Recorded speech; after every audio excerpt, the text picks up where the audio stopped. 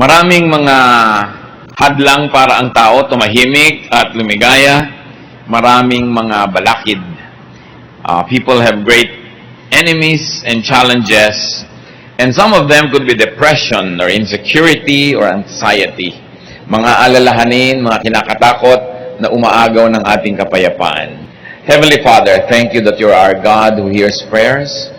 Patawarin niyo po kami sa mga kasalanan namin. Nawa Panginoon, walang maging hadlang para maunawaan namin ang mensahe ninyo at ito'y mailapat namin sa aming buhay.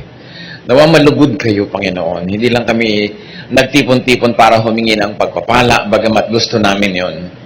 Nagtitipon-tipon din kami, Panginoon, para sama-samang magpasalamat sa inyo, magdala ng handog sa inyong paanan, pasalamat at nais namin, Panginoon, bigyan kayo ng kaluguran. Nawa ang amin pong mga puso na nagpapasalamat, nagpupuri, ay magbigay ng kaluguran sa inyo. Bless your people, O God. Heal our infirmities, strengthen our weaknesses, at nawa yung kaliwanagan nyo ang siyang maging liwanag ng buhay namin. Teach us, hold us by the hand, and we like to follow you. Protect us from lies and falsehood. Protect us, O Lord, from all the negative forces that try to steal our happiness, our joy away from us. May you be the speaker. Use your servant only as your instrument. Speak to your people.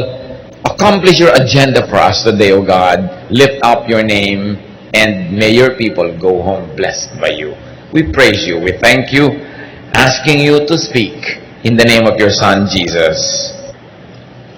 Ano po ba ang napakaraming mga concerns ng tao? What are some of people's grave concerns and fears? Most of those fears come from our basic needs. People have to exist. People have to live. We worry about our food, our drink. There's a great fear of hunger and thirst, even to those people who have lots of money and savings. Iniisip natin kung minsan, baka marami tayong pera pero wala tayong mabili. Baka ma-deplete yung resources ng planeta. Baka magyera. Baka may pumutok na bulkan. Makatang mga supply, etc. etc. We worry about shelter. And many people have this fear of homelessness, though some of them have probably multiple homes. Maraming takot ang tao na may kinalaman sa kanyang pangangailangan, especially for protection and safety. People are afraid. Natatakot tayo sa kapwa-tao, natatakot tayo sa mga hayop, mga insekto, natatakot tayo sa kulog, sa kidlat, sa bagyo, sa baha, sa El Nino, sa La Nina, sa mga bulkang sumasabog, kung ano-ano pa. And of course, people fear death. And the fear of death is on top of many people's lists of grave concerns. Yun yung mga basic needs natin. Pero hindi lang naman yun ang need ng tao. People are also sometimes bothered by what you might call intermediate needs. The need for acceptance. Sometimes you have everything pero hindi ka sikat, hindi ka paborito, wala kang masyadong kakilala o kaibigan, at yun ay malaki ring problema ko minsan. We need affirmation. Dapat natin nadidinig, very good, you are welcome, ang ganda mo, ang ganda ng damit mo. Hindi tayo sapat na nasisiyahan na gusto natin ang itsura natin. Kailangan gusto rin ng kapwa natin. We need affirmation. And we need comfort. Physical comfort, spiritual, and emotional comfort. Because of these needs that sometimes go unmet, many people have trouble and people lack peace. Then there are the so-called higher needs. Aside from all that, people also need peace.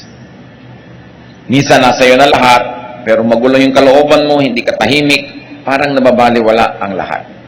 Parang kuminsan nasasayang ang mga accomplishment, ang mga naipon, ang mga kuminsan kasikatan pa, pag ang tao hindi matahimik, walang kapayapaan. Higher needs might also include our need for righteousness. Dapat nating laging maalala, dapat tayong makumbinsin na tayo'y tama, na natutuwa sa atin hindi lang mga tao, pati ang Diyos. Because we have such a thing as fear of evil. Fear of our own demons. Fear of results of wrongdoing. Kaya maraming mga tao sa kanilang guilt, sa kanilang hirap ng loob dahil sa mga maling ginawa na alam nila, hindi rin masaya sa buhay. Because we have fear of punishment for wrongdoing, and many people are also obsessed with fear of going to hell. Those kinds of fears. Higher needs also include the needs of our spiritual life and eternal life. Kailangan natin ng eternal bliss. Hindi tayo kontento na masaya dito sa buhay, kumpleto ang pangangailangan, kailangan masaya rin tayo at nakakatiyak ng pupuntahan ng ating espiritu, na tayo'y ligtas, na tayo'y babalik sa Diyos. People need assurances of heaven after this life. At paano ang lahat ng yan matutunan? Ang dami. May physical need, may emotional need, merong spiritual need, merong social need. At kung i-grade pa yan ng mga sociologists and psychologists, meron siyang basic, may intermediate, at merong higher needs. What is God's answer to man's grave insecurity and depression? Kumisan ang tao, ang ganda-ganda, pero may insecurity pa rin. Ang yaman-yaman, may insecurity. Kung minsan, sikat na, kulang pa rin sa kanya. Ano ang sagot ng Diyos? At isa sa mga sagot niya na nasa Biblia, Psalm 23, verses 1 to 6. The Lord is my shepherd, I shall not be in want. He makes me lie down in green pastures. He leads me beside quiet waters. He restores my soul. He guides me in paths of righteousness for His name's sake. Even though I walk through the valley of the shadow of death, I will fear no evil, for you are with me. Your rod and your staff, they comfort me. You prepare a table before me in the presence of my enemies. You anoint my head with oil. My cup overflows. Surely goodness and love will follow me all the days of my life, and I will dwell in the house of the Lord forever. One of the most powerful and famous chapters of the Old Testament, Psalm 23. You can imagine the psalmist, nung ito ay binigkas, sinulat, nilikha, at inawit-awit at pinaulit-ulit awitin. Ano kaya ang kalagayan niya? Maaring siya ay isang mananampalataya na siguradong-sigurado sa kalagayan niya sa Diyos, at inisa-isa lang niya dito kung ba't siya sigurado. Inilistan niya para malaman ng iba, marinig ng iba, at nang tulad niya, maging sigurado rin sila sa kanilang mga buhay. Pero pwede rin baligtad. Pwedeng isa rin itong mananampalataya na hindi sigurado.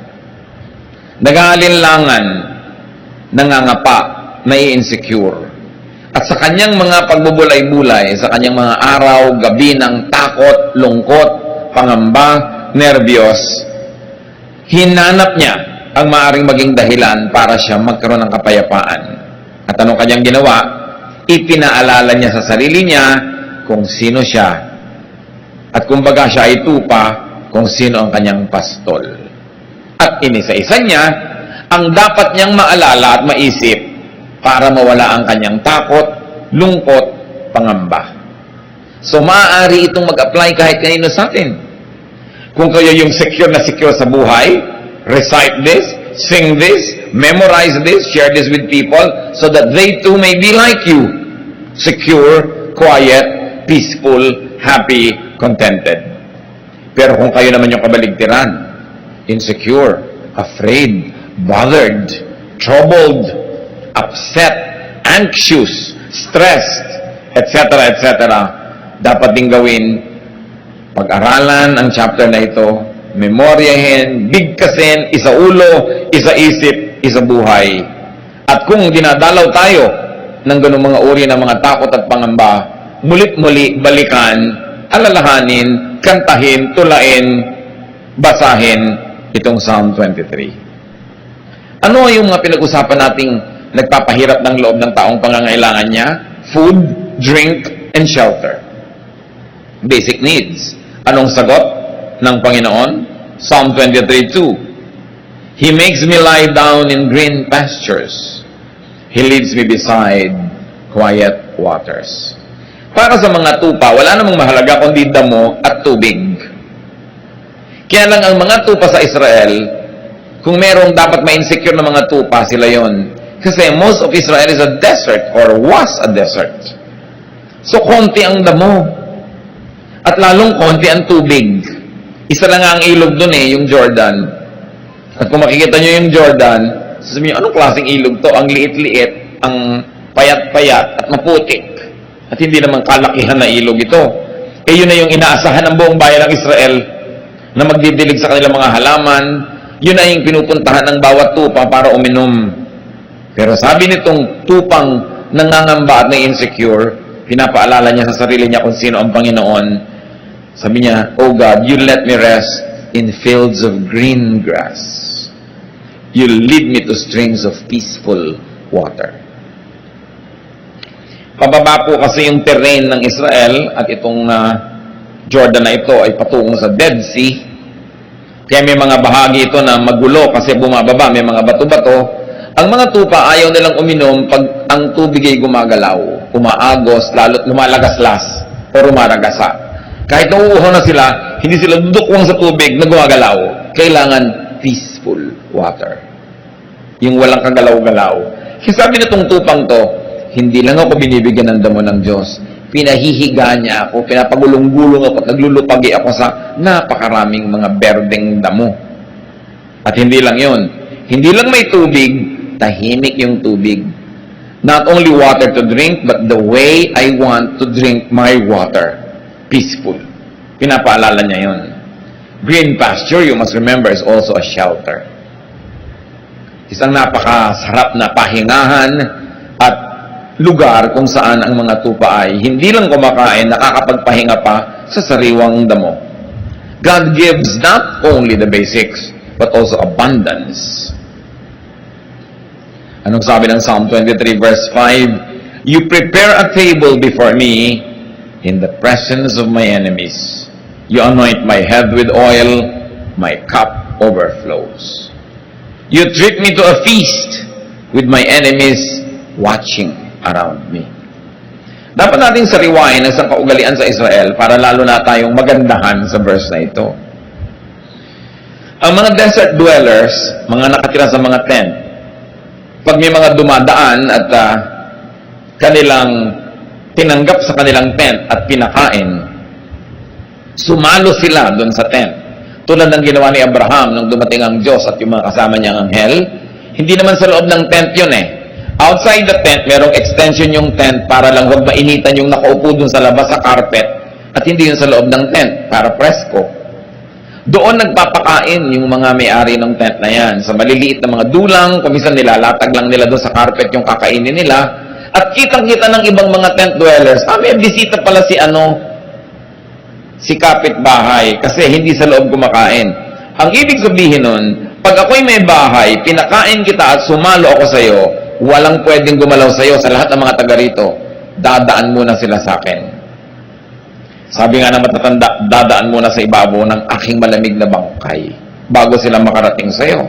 So anong ibig sabihin? Na yung shepherd prepares a feast for you in the presence of your enemies. Sinasabi ng ating shepherd, walang makakagalaw sa kanya mga tupa na hindi mo nadadaan sa kanya. At willing siya na ibigay maging ang kanyang buhay to protect us from our enemy. Of course, we have earthly, worldly enemies, but more than that, we have our spiritual enemy, Satan. At sinasabi ng Panginoon, our shepherd, mamamatay na muna ako bago mo siya mapatay. At talagang ganoon ang ginawa ng Panginoong Jesus. Namatay siya para sa atin, kaya hindi na tayo pwedeng patayin ng kalaban kasi kinuha na ng Panginoon ang ating lugar at siya na yung namatay para sa atin. Ito ibig sabihin din nung sa Revelation, behold, I stand at the door and knock. Whoever opens the door, I will come in and eat with him. Yun na naman ang sinabi ng Panginoon. Eat na naman. Kainan na naman. Isa na naman kahulugan, pag pinapasok mo ako sa iyong puso, magiging shepherd mo ako. Magiging host mo ako. Ako na muna ang mamamatay bago ko payagan na may mangyayaring masama sa iyo. That is Eastern etiquette. At kakambal pa ng etiquette na yan, yung you anoint my head with oil. Sa init ng disyerto, na halos ikabiyak ng utak at bungok ng mga tao sa init at bitak-bitak ng kanilang anit. Pag dumating ang isang bisita, kung pinapahalagahan ng host, binubusan niya ng konting langis dito sa ulo. Para manariwa ang lakas, ma-refresh. Kuminsan, hindi natin na-appreciate yan kasi yung panahon sa atin malagkit, ayaw natin ng langis pag nahihirapan tayo mainit. Pero sa tuyong-tuyong disyerto, napakahalagang bagay nun. At sabi niya, you anoint my head with oil. My cup overflows. So bukod sa binibigyan mo ko ng dangal, dahil binibigyan mo ko ng anointing on my head, pag binigyan mo ko ng maiinom sa aking sasadlan, umaapaw. Again, Eastern etiquette. Gusto natin pag nagbibigay, apaw. Kaya kung minsan meron kang kasama sa bahay, sinabi mo na, konti lang ang iinumin ko, aapawin pa rin niya yun. Kaya sa binibili natin ng tubig, mahal yan, huwag mong ilagay lahat, aapawin pa rin niya, kasi sanay siya sa etiquette na dapat umaapaw. Kaya sa mga probinsya natin na hindi pa tayo masyadong naiiba, magaganda pa yung kaugalian, bibigyan ka ng pagkain, isang bundok sa plato mo, yung apaw-apaw. Ganun kasi ang magandang kaugalian sa silangan. Ang context kasi niyan, there's always famine, there's always hunger, there's always poverty. So ipinapakita sa iyo sa pagmamahal ng tao na ang dami binibigay so sobra-sobra. Ibig sabihin, hindi ka pinagdadamutan. Kaya sa Luke 6:38, ang sabi, give and it will be given to you, a good measure, pressed down, shaken together, and running over will be poured into your lap. So yun daw, apaw-apaw, sobra-sobra ang ibibigay sa iyo, ganun din magbigay ang Diyos. What was God's answer through Psalm 23 to man's need for safety and protection? Isa pa yung kailangan ng tao, yung iniisip niya. Psalm 23:1, the Lord is my shepherd. Ang ganda-ganda ng relasyon ng tupa at ng pastol. Kasi talaga po, ang tupa, matigas ang ulo, makakalimutin, at laging naliligaw. Kaya gano'n ang tawag sa atin, tupa tayo, at yung pastol ang Panginoon. Ang pastol, kung sila'y naglalakad, pila-pila. Hindi naman pwedeng sabay-sabay. Kadalasan dumadaan sila sa makikitid na mga landas, dumadaan sila sa mga bukid na may tanim dito, may tanim doon, kaya kailangan sa gitna lang sila dumaan, o kaya sa gilid ng bundok na pwede ka mahulog, kaya isa lang linya. Either ang shepherd nando sa una, susunod sa kanya yung sumusunod, at yung kasunod, sumusunod, kasi ang mga tupa, sumusunod lang kung sino yung nasa una. Kaya yung mga nandaraya, pupunta doon sa una, ililigaw yung mga tupa, naliligaw lahat. Di ba ganun din sa spiritual life? Sumusunod ka dun sa umuuna, yung nagpapauso, yung pinaniniwalaan mo, ang dali-daling iligaw ng tao pag hindi ang Panginoon yung nasa una. Pwede rin na ang shepherd nasa dulo. Nasa malayong dulo siya ng pila. Kaya kung naglalakad sila, yung nangungunang pinagkakatiwalaan na tupa, yun ang mangunguna sa daan nila. Nasa dulo naman yung shepherd kasi baka may mga lions, may mga mababangis na hayop na gustong kainin yung nasa dulo. O baka yung mga nasa dulo, pag hindi nabantayan, maligaw, magkamali, wala nang makakaalam. So madalas nasa dulo yung shepherd. At pagka dumadaan sila halimbawa sa mga parang maisan o taniman ng trigo, yung mga tupa kumisan, kumakagat-kagat doon sa mga prutas doon, kumakain kayo na hindi dapat, nakikiraan lang sila. Yung shepherd, may bato yan, babatuhin niya sa malayo, tatamaan naman si tupa.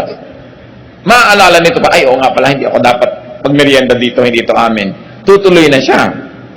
At yung shepherd, di ba ang tungkod doon parang question mark?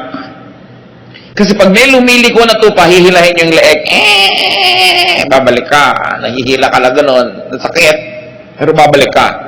Ganon din tayo. Pag naliligaw ng landas, hinihila ka ng Panginoon, masakit. Parang sabi, pinapalo yata ako ng Diyos. Hindi ka pinapalo, hinihila ka lang nung kanyang, tungkod na nakaliko talaga yung dulo. Yun ang purpose nun. Ayaw mong masaktan, stay in line. No? Huwag kang lumiko sa kaliwa, sa kanan, diretso ka, at hindi ka mahihila ng ganon. So, ganon yung relasyon ng tupa. Eto pa, ang shepherd. Pag may sasalakay ng mga wild beasts na gustong kainin ng tupa, yan ang humaharap. Kaya yung tungkod niya, yung rod and staff niya, hindi lang niya pang disiplina yun sa tupa, panglaban naman niya yun sa mga leon, sa mga mababangis na hayop, para i-protect niya. And it is not unusual for a shepherd to die for his sheep. Yun yung relasyon. Ang shepherd, pagka gabi na at matutulog sila sa isang lugar, pag umagang-umaga na at aalis na sila, meron siyang sipol o kanta o huni, madidinig ng mga tupa niya yon, susunod na sila at lalabas. Bakit? Kasi po, pagka ang mga tupa ay nandun sa desert, hindi lang naman sila ang tupa sa balat ng lupa. Marami pang iba. Marami rin ibang shepherd. So sa gabi, inaabot sila ng gabi siyempre sa mga ilang na lugar. Saan sila matutulog? I have seen some of these structures in Africa na maaaring kamuka ng mga nandoon din sa Israel. Na merong mga matataas na mga tinik, yung mga matitinik na mga sanga, iniipon niya ng mga katutubo, ginagawang parang bakod. Bilog, meron lang gate. Yung mga baka o mga tupa na nanginginain kung saan-saan, paggabi doon sumisilong para itong hotel ng mga hayop. Merong siga sa gitna, merong fire, kasi ayaw lumapit ng wild beast sa fire. At hindi sila agad-agad makakasalakay kasi may matataas na bakod nga ng mga siit-siit at mga tinik-tinik na inipon. Ngayon, ang mga tupa at mga pastol, nagkakasama-sama sa loob ng iisang ganong silungan or hotel. Nagbibigay sila ng konting bayad doon sa may-ari nun, pero paggabi, halo-halo sila doon. Yung matatalinong mga shepherd, umagang-umaga pa lang, madilim pa lang, aalis na siya at ang kanya mga tupa. Bakit? Kasi sa gabi humahamog o umuulan.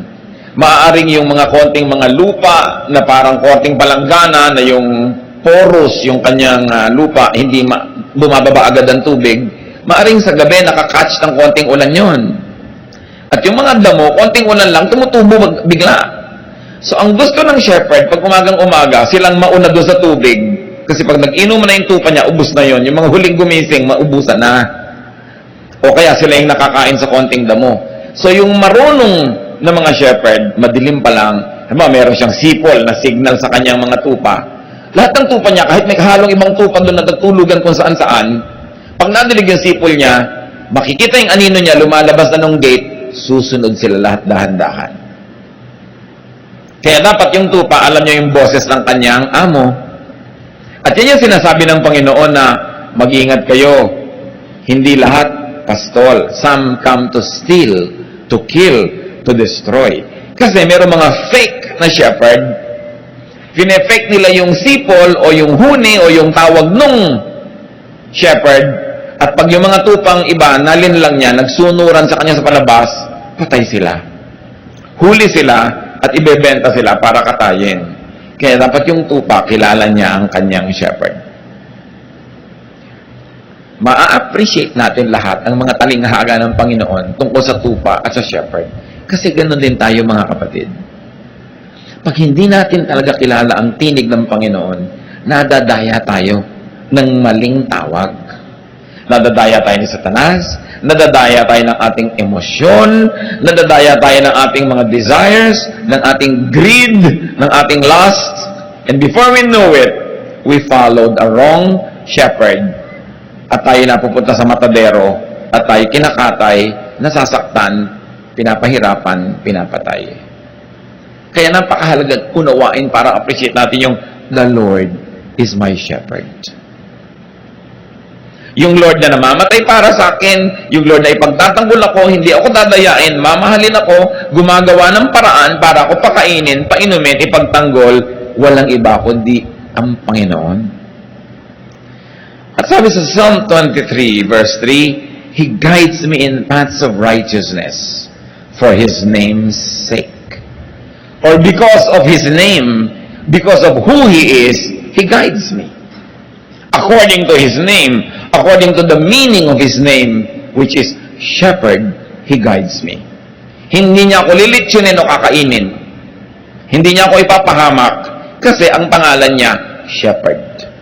At siya ang aking shepherd.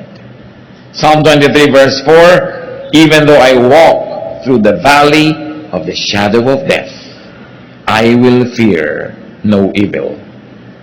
For you are with me. Your rod and your staff, they comfort me. Yung pinag-uusapan natin tungkod niya. Ano pa ba ang hihigit sa kamatayan na nakakatakot? Wala na. I may walk to the valleys as dark as death, sabi noong tupa, but I won't be afraid. You are with me. And your shepherd's rod makes me feel safe. Pag nakikita nung tupa, yung daladala nung shepherd na tungkod, sabi niya, yan ang gagamitin niyang pamalo sa mga kalaban. Yan ang gagamitin niya pang protect sa akin.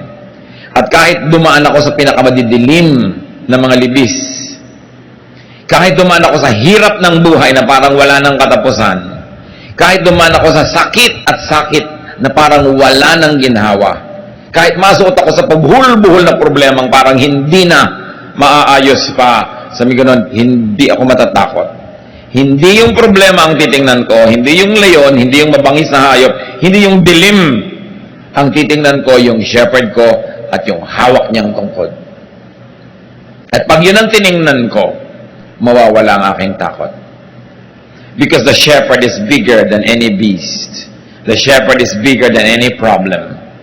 The shepherd is more brilliant than any darkness. Natatakot ka lang naman pag ang tinitigan mo yung dilim. Pag ang tinitigan mo yung mababangis na hayop. At katulad ni Pedro, nung tumitig sa mga alon at sa hangin, doon natakot, doon lumubog. Kaya pinipili mo ang iyong tititigan. Sasabihin mo, you are with me. What does it mean that the shepherd is with us? That he has compassion. You are with me. Kakampi kita. Hindi lang kita kasama, kakampi pa kita. At nakakapagbigay yon ng lakas ng loob. Sabi, your rod and your staff comfort me. Anong klaseng comfort? Pag nakikita ko yan, lumalakas ang loob ko kasi alam ko, yan ang sagisag ng iyong kapangyarihan. They give me a sense of security. At tungkol pa rin sa mga insecurities, sa pinag-usapan na natin, Psalm 23 verse 5, you prepare a table before me in the presence of my enemies. Walang makakagalaw sa akin. At hindi lang yon, ine-estima mo ako, pinapahalagahan, there is great acceptance here and affirmation. You anoint my head with oil, my cup overflows. So there's comfort, and there's honor, and there's dignity. Ibang klaseng shepherd ito. Ganon siya mag-alaga sa kanyang mga tupa. What else is God's answer to man's need for peace of mind? Diba pinag-usapan din natin, kailangan natin yan. Verses 2 to 3, He makes me lie down in green pastures. He leads me beside quiet waters. He restores my soul. He guides me in paths of righteousness for His name's sake. Kailangan natin yan to restore, to be restored. Yung mga nervyos, humupa. Yung mga takot, mawala. Yung mga pangamba, maalis sa ating buhay. At tayo ay matahimik. At ito sinasagisag ng green pastures. It doesn't only feed, it also refreshes. It also empowers. Quiet waters. Pag nagbigay ang Panginoon, hindi lang tubig pero magulo nga, tahimik. And the Lord restores my soul. Emotional, spiritual rest. Just thinking of the Lord and remembering who He is already gives you the greatest therapy. What is God's answer to man's need for righteousness? Well, human beings, as we have said, need to be righteous. To feel righteous and to be treated as righteous. Psalm 23:3, He restores my soul. He guides me in paths of righteousness for His name's sake. So we become righteous because the Lord leads us. Yung nauuna siya, sumusunod tayo. O nauuna tayo, pero nandun siya sa likod, binabantayan niya tayo, kinakawit niya tayo para bumalik. Pag nagkakamali tayo, nagiging righteous tayo by doing the right thing. But more than that, through the work of Jesus our shepherd, nagiging righteous tayo by faith.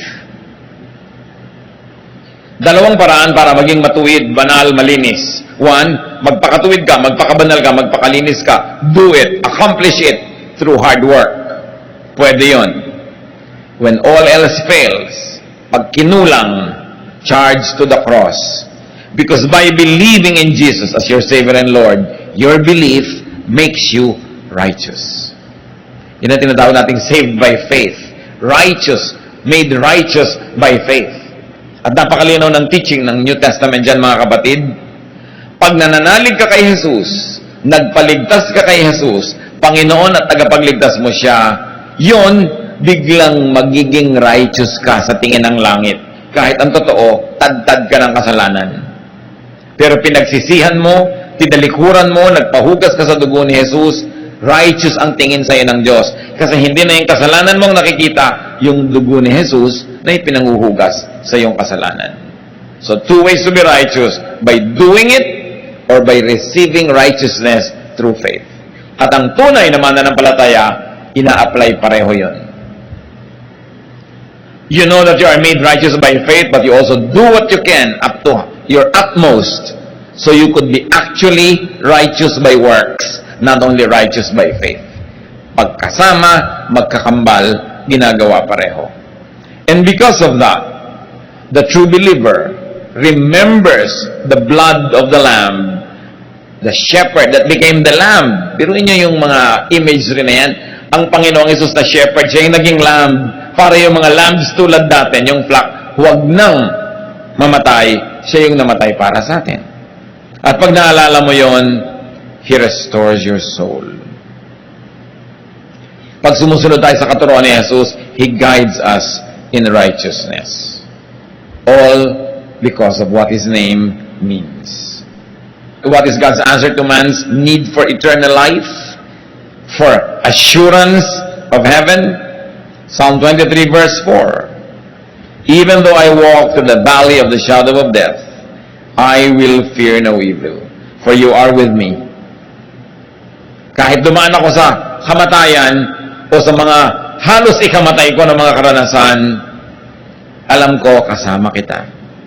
At kung loobin mo, Panginoon, na mabawian ako ng buhay, alam ko sa isang saglit, sa isang kisap mata, I will be there with you in a much greater state of spirituality, because I will no longer be confined to this physical body. Kaya ang sabi nitong flock na ito, I will fear no evil. The evil of death, the threat of death, the evil spirits that scare me with death, I will fear no evil. Why? Because you are with me.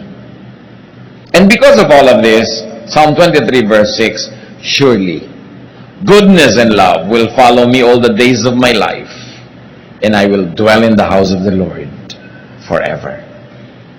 Nakakatiyak yung tupa na dahil kilala niya ang kanyang shepherd, he or she will dwell in the house of the Lord forever. Dahil saan siya dadali ng shepherd niya? Sa house of the Lord. Sa eternal life, in the presence of God, our Father, our Creator. Sabi niya, surely goodness will follow me. What goodness? Whose goodness? God's goodness. I may not always be good, but God's goodness will always be with me because He is my shepherd. And God's love, I may not always be loving, but God's love will prevail.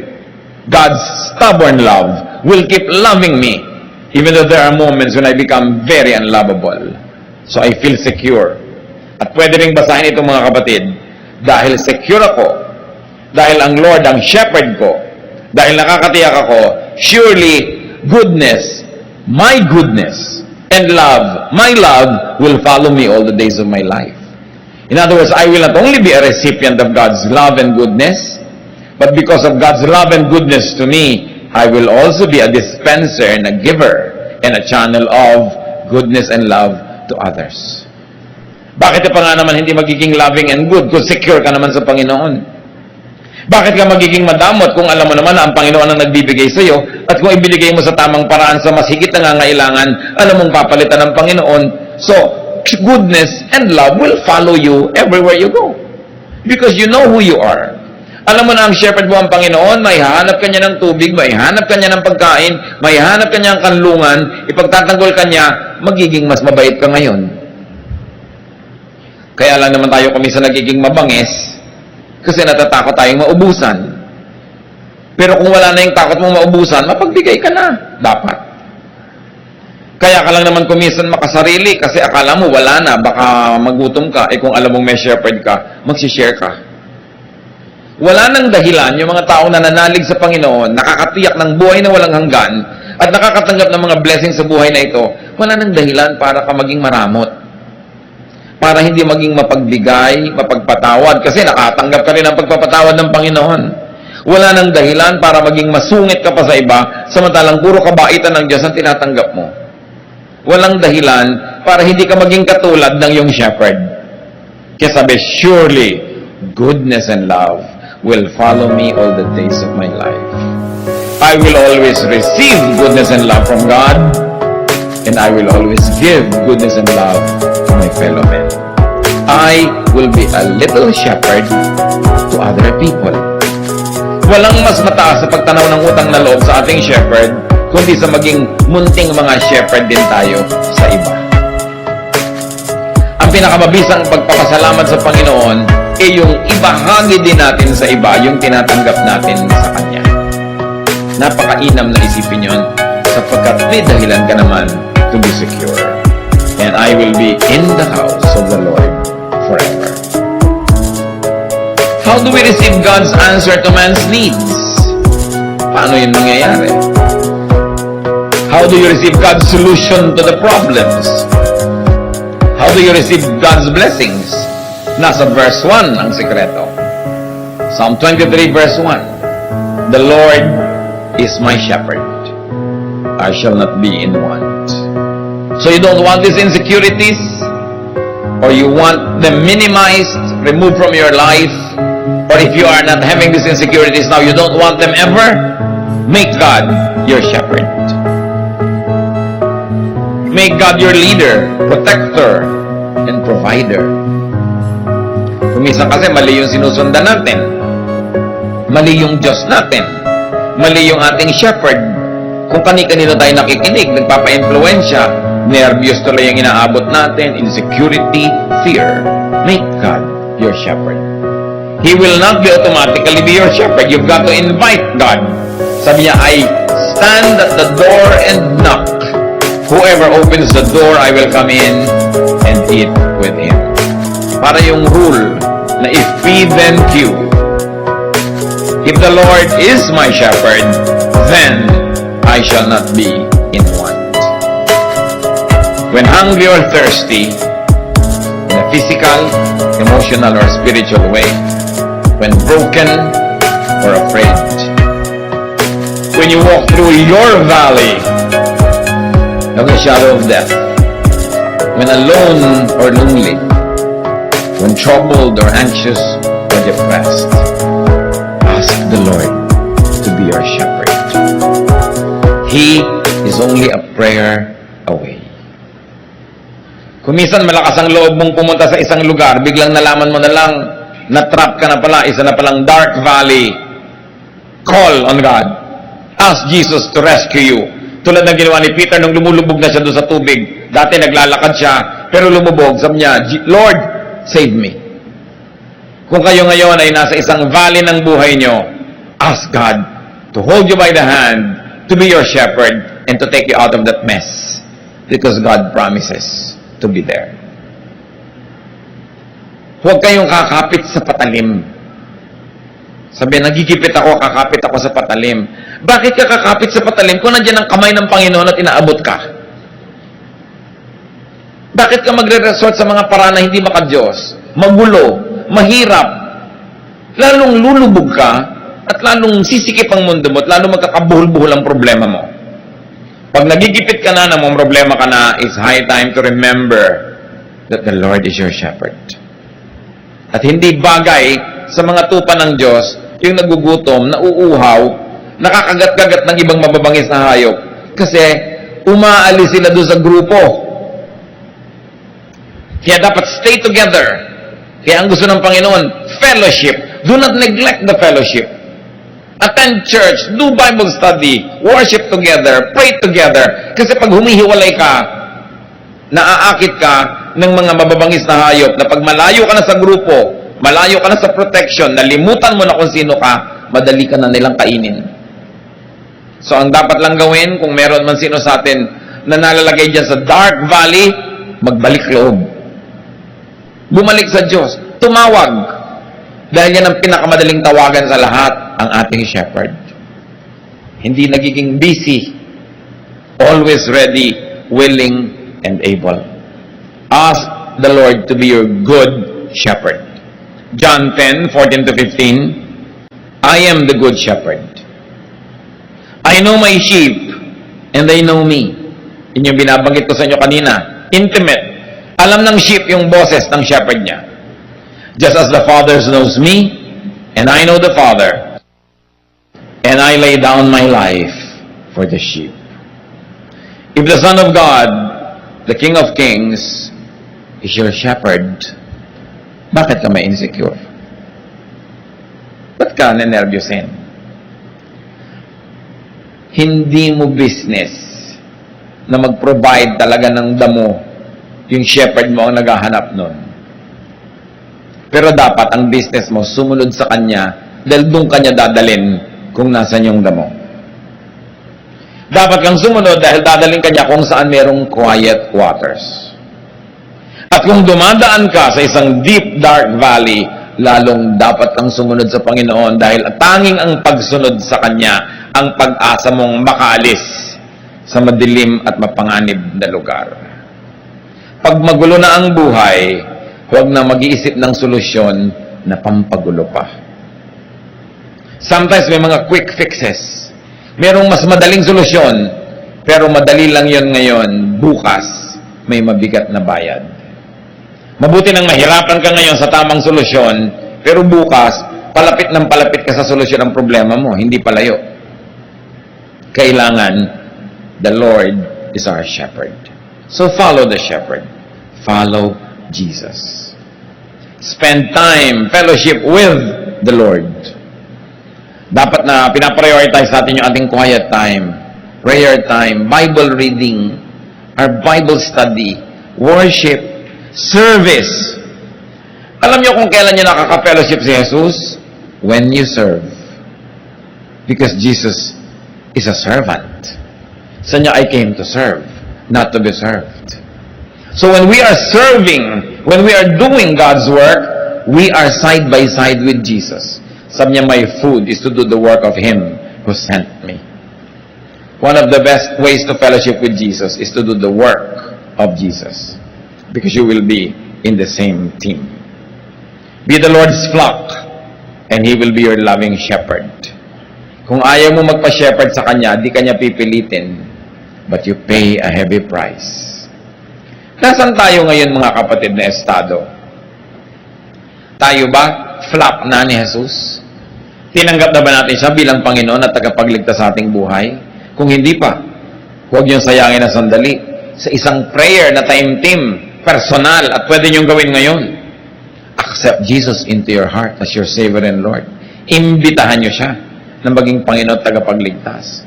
Ask to be forgiven of your sins, and then invite Jesus into your heart to be your King, your friend, your shepherd.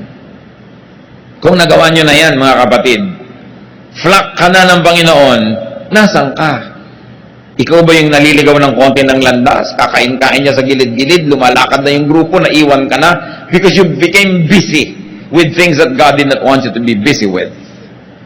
Dapat magising ka at bumalik ka sa grupo. Konting-konti na lang, sabi sa Bible, the devil prowls around like a roaring lion looking for someone to devour. Kung ang Satanas ay parang leon na nagbabantay at nagmamatsyag, pumipili, humahanap ng kakainin niya. Sa palagay niyo, ang pipiliin niya yung ang lapit-lapit kay Jesus? May hawak na radyon? Itong babaeng itong nakaasul, medyo malayo-layo. No? Ito ang madaling kagat-kagatin, wala itong proteksyon. No? Nasa gilid-gilid. Ang lalaking itong nakapula, pwede ito. Ang babaeng itong naka-Adidas. Alam niyo ba na kahit ngayon nakabantay si Satanas? Nag-aantay siyang malingat kang malibang lumayo. Kaya yung iba makakagat, maalala na may grupo siya. Siyempre, hihilahin ni Jesus pabalik, masasaktan, pero nababalik. Yun ang pinakamasarap na sakit. Yung sakit dahil nababalik ka sa pila, sa tama mong dapat kalagyan. So, meron naman ng mga tupan na nalalaglag pa sa bangin. Hirap na hirap si Jesus na bumaba doon at kunin siya. At alam niyo yung good shepherd, iniiwan niya yung marami, binabalikan niya yung isa. So, utang na loob, huwag mo naman pagurin ng Diyos. Huwag ka na lang lumayo. Para hindi ka na pagpaguran na hanap-hanapin laging nawawala. So, ang challenge mga kapatid, dalawa lang. Tupa ka na ba ng Panginoon? At sinabi ko na, kung hindi pa, magpatupa ka sa Kanya. No? Maging siya ang iyong pastol. At kung siya na talaga ang pastol mo, natanggap mo na siya, suriin mo lang kapatid kung nasan ka ngayon. Kasama ka bang naglalakad? Tumatawag ba siya? Inaantok ka pa, sipol na siya ng sipol, ayaw pang bumangon. Aalis na yung grupo. Nakikinig ba tayo? Nagpapapigil ba tayo kung pinipigil? Sumusunod ba tayo pag pinapasunod? Ama namin sa langit, salamat sa mga paalala. Ayaw namin na magkaroon kami ng mga takot, pangamba, insecurity. Lagi mong ipaalala sa amin kung sino kayo. Kung sino ang iyong anak na si Jesus sa aming buhay. Na siya ang aming pastol. Hindi namin trabaho magpaulan, hindi namin kaya yun. Hindi sa amin nakaatang yung paghahanap ng tubig para sa amin. Pero ang assignment namin, sumunod. At sa pagsunod namin, doon namin makikita yung tubig, yung damuhan, yung pahinga. At doon kami makakaalis sa madidilim at mga madadawag na lugar. Ituro mo sa aming maging masunurin sa iyong anak na si Jesus. Magbulay-bulay tayo mga kapatid kung meron tayong mga katigasan ng ulo. Bilang tupa. Gusto mo pa ikaw ang masunod, hindi yung pastol. Ama naming Diyos. Maliit na bagay na tumayo kami. Pero ang laki ng kahulugan. Pagpapakumbaba, pag-amin ng aming makasalanan at paglabag sa kalooban mo. At higit doon, nagpapasako kami muli sa iyo. Gusto namin uling makasama nung flock mo sa lahat ng bagay. Na kung naglalakad, the same speed, the same direction. Sumusunod, tumatanggap ng pagpapala at proteksyon. At higit dyan, Panginoon, nakakapagbigay kami ng lugod dahil sumusunod kami sa inyo. Mga kapatid, sa ilang saglit, ihingin nyo ng tawad sa Panginoon ang katigasan ng ulo at isuko nyo mismo ngayon sa Kanya. Ibigay nyo sa Kanyang paanan ang alam niyong dapat niyong ibigay sa ilang saglit ng katahimikan. Katahimikan. Katahimikan. Katahimikan. Katahimikan. Katahimikan.